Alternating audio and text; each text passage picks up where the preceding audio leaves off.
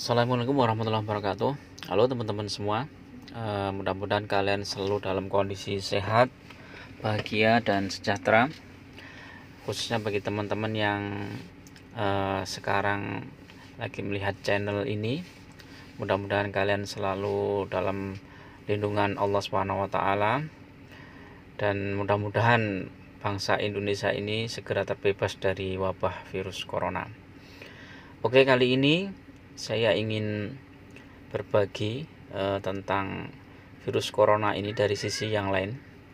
Salah satunya adalah menjawab pertanyaan beberapa orang, apakah virus corona ini sebuah konspirasi atau memang virus corona ini alami, terjadi secara alami atau kebetulan.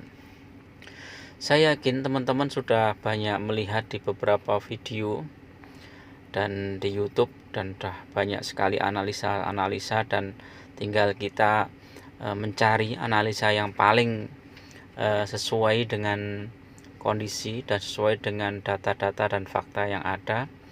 Mungkin tidak 100% benar, tetapi itu analisa itu mungkin akan mendekati kenyataan.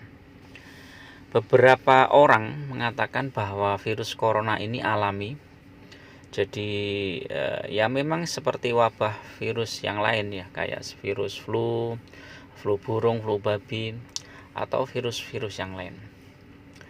Tetapi ada beberapa fakta yang ditemukan bahwasanya ternyata virus corona ini terbukti adalah buatan manusia.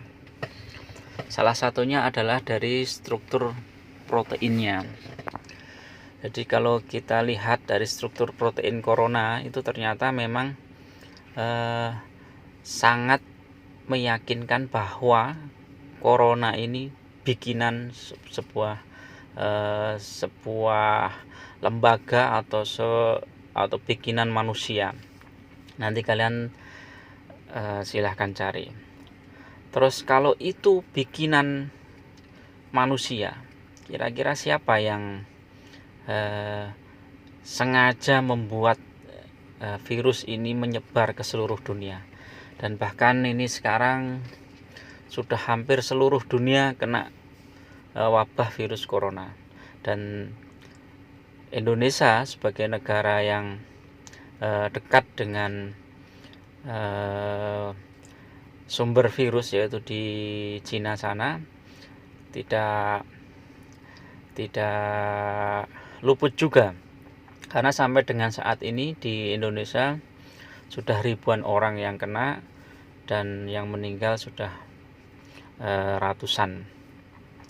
Dan mudah-mudahan ini tidak menyebar ke mana-mana ya, karena wilayah Indonesia itu kan luas sekali. Kalau sampai menyebar kemana-mana ke seluruh provinsi, itu sangat mengkhawatirkan.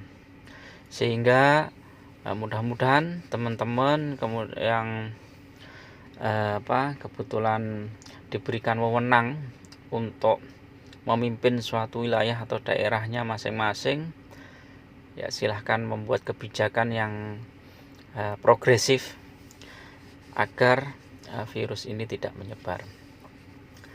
Nah, kalau kita melihat bahwa corona ini dibikinan manusia, maka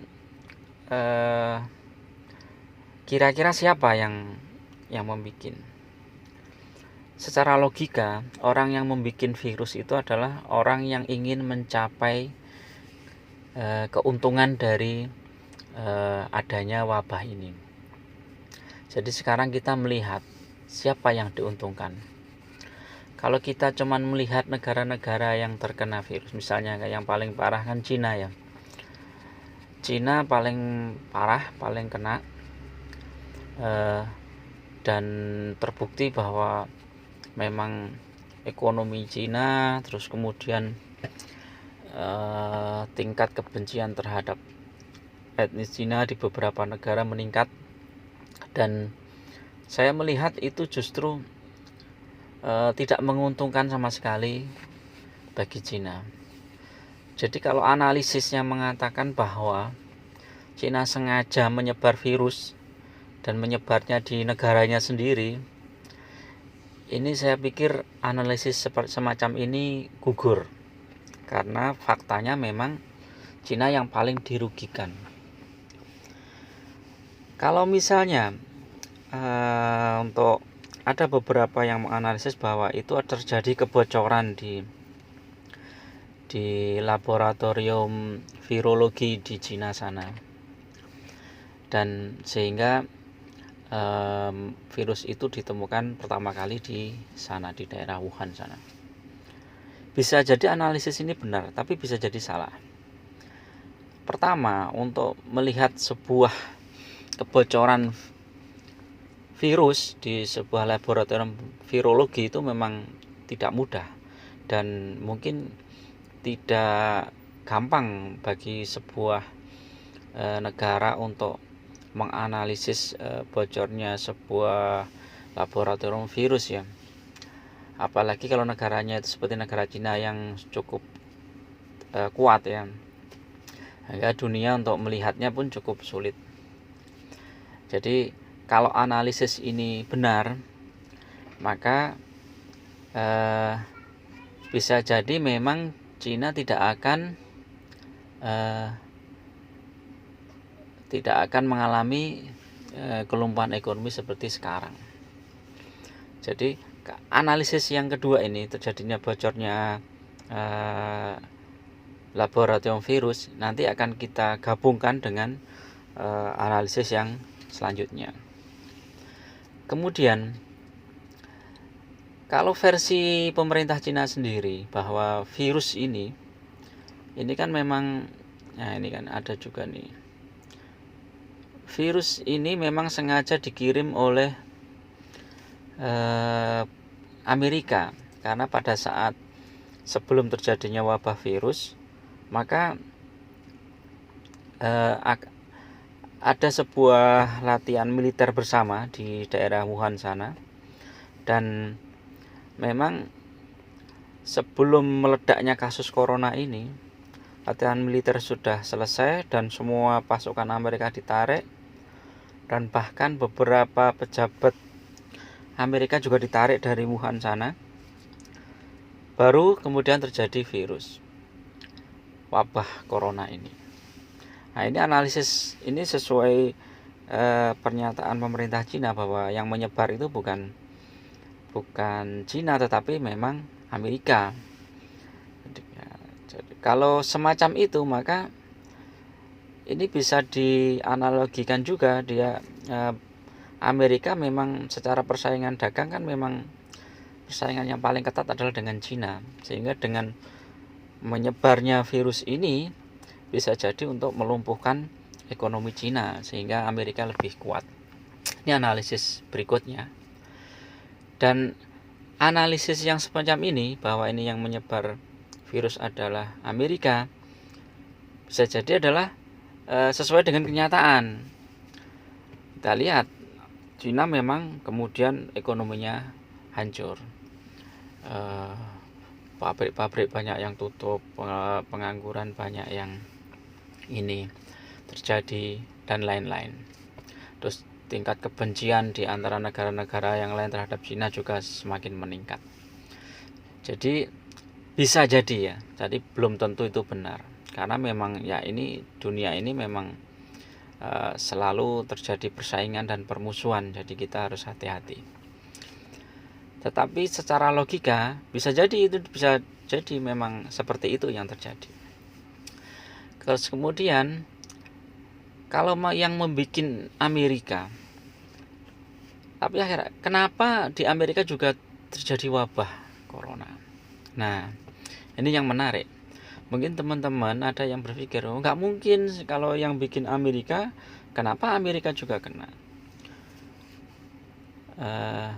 Kalau saya melihatnya, ini adalah bukan alami ya, karena virus ini bukan alami, maka analisis beberapa tokoh yang menurut saya paling mendekati kenyataan adalah bahwa ini terjadi perang biologi.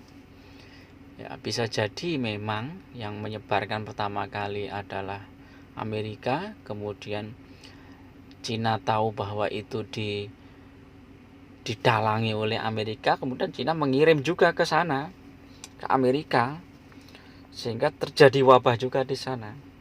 Dari Amerika kemudian menyebar ke negara-negara yang paling dekat Amerika, salah satunya adalah negara Israel.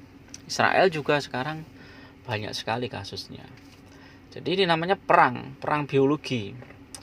Perang dengan atas nama virus, sehingga kalau kita sebagai bangsa atau negara tidak waspada, maka kita akan terkena imbasnya.